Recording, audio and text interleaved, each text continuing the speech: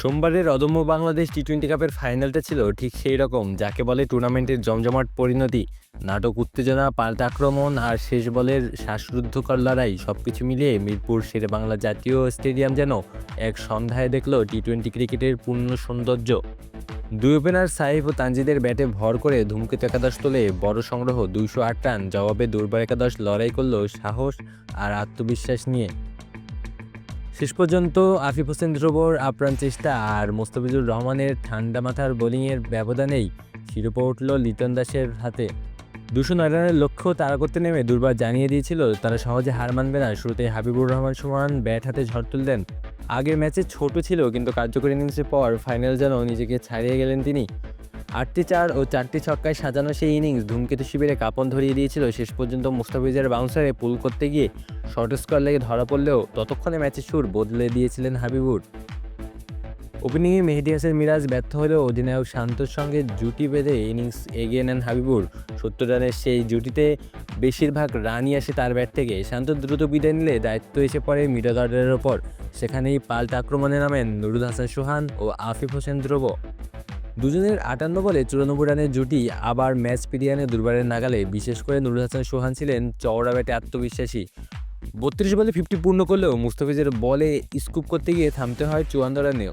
অন্য প্রান্তে আফিফ ছিলেন অবিচল। 36 বলে অপরাজিত 60 রান করেও শেষ রক্ষা হয়নি, কারণ শেষ ওভারে 16 রান রক্ষার দায়িত্ব যখন মুস্তাফিজের হাতে, তখন ফলাফল যেন আগেই লেখা হয়ে যায়।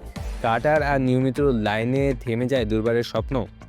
201 রানে থামে তাদের ইনিংস। 7 রানের জয় নিয়ে শিরোপা নিশ্চিত করে লিটন দাসের দল।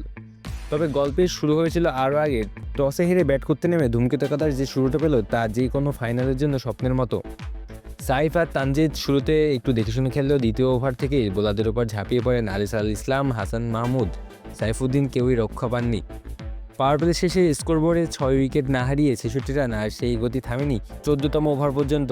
দুই ওপেনারের 149 রানের জুটি গড়ে দেয় ধূমকেতুর বড় স্কোরের ভিত। সাইফ ছিলেন পুরোপুরি বিধ্বংসী। মাত্র 28 বলেই 50 পূর্ণ করা এই ডানহাতি ওপেনার 44 বলে করেন 79 রান, যেখানে ছিল 60টি ছক্কা আর 4টি 4। সাইফ ফিরল, তানজিদ ছিলেন অবিচল। ইনিংসের শেষ বল পর্যন্ত উইকেটে থেকে 54 বলে অপরাজিত 84 রান করেন তিনি। 4টি ছক্কা আর 8টি 4 সাজানো এই ইনিংসের শেষ ছক্কাটি আসে খালেদের শেষ বলে। তিনি নেমে লিটন দাস শুরু করেছিলেন টানা 2 ছক্কায়, তবে বড় ইনিংস করতে পারেননি। 7 বলে 15 রান করে ফিরতে হয় তাকে। এরপরও ধূমকেতুর রান থামেনি। টুর্নামেন্টের বোলাররা ছিলেন খরুচে।